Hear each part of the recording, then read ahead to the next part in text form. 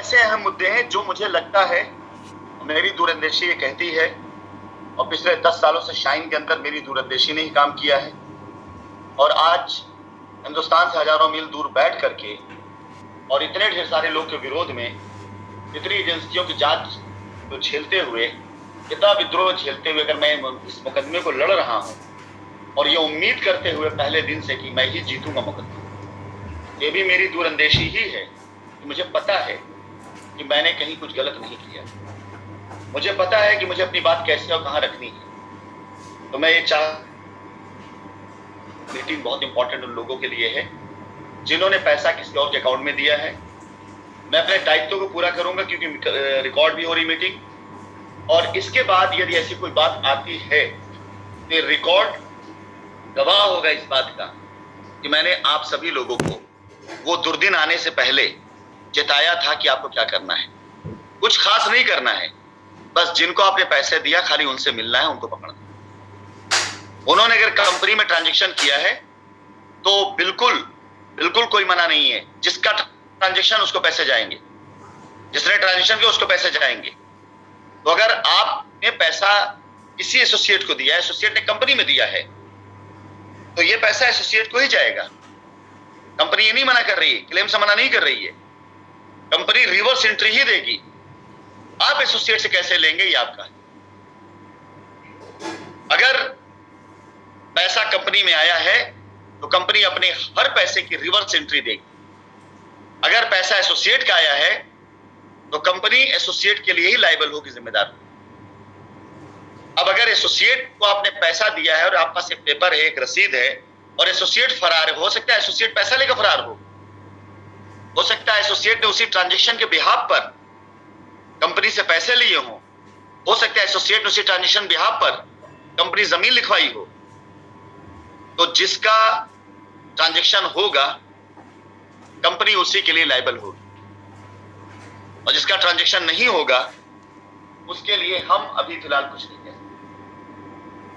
और second part में जो रजिस्ट्री वाला है वो, बाकी रही बात वो सारे कस्टमर जो अब तक परेशान थे कि कब लायबिलिटी दूर करेगी, उनसे यही कहूंगा कि मैं बहुत आश्वस्त हूं न्यायिक प्रक्रिया, बहुत आश्वस्त हूं, क्योंकि हमने खुद न्यायालय में डाला हुआ है कि सिर्फ एफआईआर ही हमारी लायबिलिटी नहीं है, एफआईआर के अलावा भी हमारी बहुत सी लायबिलिटीज हैं।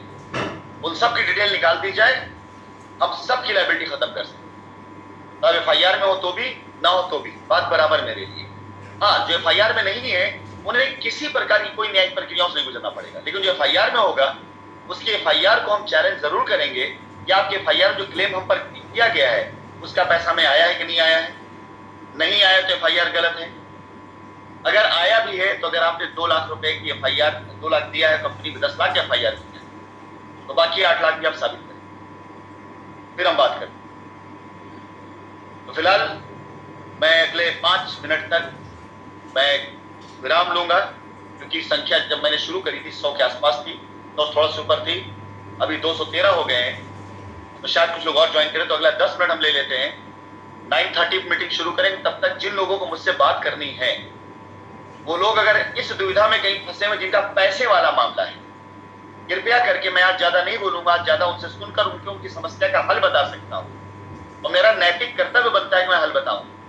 अन्यथा जब ये मामला खत्म होगा, मीटिंग इस तरह खत्म हो जाएंगी, कंपनी अपनी विज्ञप्ति देगी, और जब कोर्ट में ऐसा कुछ आदेश आएगा तो कंपनी अपनी पूरी विज्ञप्ति देगी कि आप कंपनी ऐसे लायबिलिटी उतारने जा रही है। फिर आप कंपनी के जिम्मेदार लोगों से मिलेंगे, वो लोग आपसे बात करेंगे, लेकिन अगर आप पास विकल्प नहीं रहा अपने पैसे का तो आपकी मदद कोई नहीं कर पाएगा, कोई भी फिर मदद। अगर आप पास कोई कानूनी दस्तावेज नहीं रहा आपके पैसे का तो आपकी मदद कोई नहीं कर रहा। क्षमा करिएगा, मैं ये दिन नहीं लाने देना चाहूंगा, क्षमा करिएगा। 2019 में मेरे पास ये रास्ता दिया गया था, मैंने उस दिन मना कर दिया, क्षमा कीजिएगा। मैंने आज तक कभी भी पेपर वेरिफिकेशन के लिए कभी भी इस हद तक डीपली चेकिंग नहीं करी आपकी लायबिलिटी उतारते हुए कि एक एक चीज चेक किया जाए।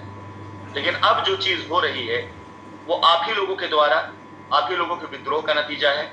आपके आलतू फालतू उलझुल वकीलों के दिए गए स्टेटमेंट हैं, जिन्हें तमीज नहीं इस बात की कि जो बात बोलेंगे कोर्ट में उसको साबित भी करना पड़ेगा। आज कोई नहीं कहता 60,000 करोड़ रुपए कंपनी लेकर भागी, आज कोई नहीं कहता कि मेरा संबंध मेहुल चौकसी, आज कोई नहीं कहता कि मैं लंदन पैसा लेकर चला गया, यहां लगना गया, क्योंकि इससे सबूत नहीं, साक्ष्य नहीं मिलेगी, मिलेंगे नहीं इसके साक्ष्य।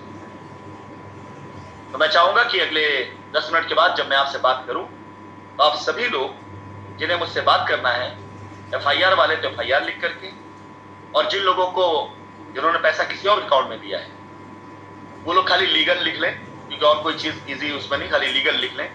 मैं कोशिश करूंगा ज्यादा तक लोगों को खोलने के लिए कि उनको ऑन करूं, उनकी बातों को सुनूं, और उन लोगों से बात करके जो रास्ता उनको दिया जाएगा उससे समकक्ष और लोगों की भी सेम प्रॉब्लम है तो उनको भी निपटाया जाए। साथ ही साथ मैं ये फिर से बता दूं, 2019 से लेकर अब तक की गई एक एक रजिस्ट्री की डिटेल खंगाली जाएगी, पड़ताल होएगी, 100% होगी। उसमें कितना पैसा लिया गया है, किसको पैसा दिया गया है, उस पैसे को लेकर क्या किया गया है, इसकी भी पड़ताल होगी। आज मेरी बात हो रही थी, और मान लेता हूं कि कोई एक साइट ले लें, किसी एक साइट पर अगर 500 प्लॉट, हम वैदिक विहार की बात कर लेते हैं, ज्यादा तो मैं उसी साइट के ऊपर मैंने ज्यादा करप्शन देखा है कि अगर 500 प्लॉट वैदिक विहार पर रजिस्ट्री कराए गए हों इस बीच, जबकि ज्यादा कराए गए, और 2 लाख रुपए भी डेवलपमेंट चार्ज लिया गया है, तो 2 लाख गुणते 500, आप जोड़ लें कि कितना बड़ा अमाउंट होता है। ये जो अमाउंट है, ये पैसा कलेक्ट किया गया पब्लिक, इस पैसे का हिसाब होना चाहिए।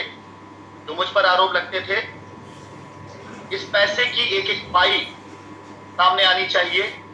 जो मुझ पे आरोप लगते थे कि मैं लेके गया हूं, और जरा आप सोचिए कि अगर कोई व्यक्ति 500 प्लॉट पर हर प्लॉट पे 2 लाख लेके मुझे देगा तो मैं उसके खिलाफ में बुरा क्यों बोलूं? अगर कोई मुझे 10-20 करोड़ रुपए दे रहा होगा तो मैं उसको क्यों बुरा बनने दूंगा अपने से?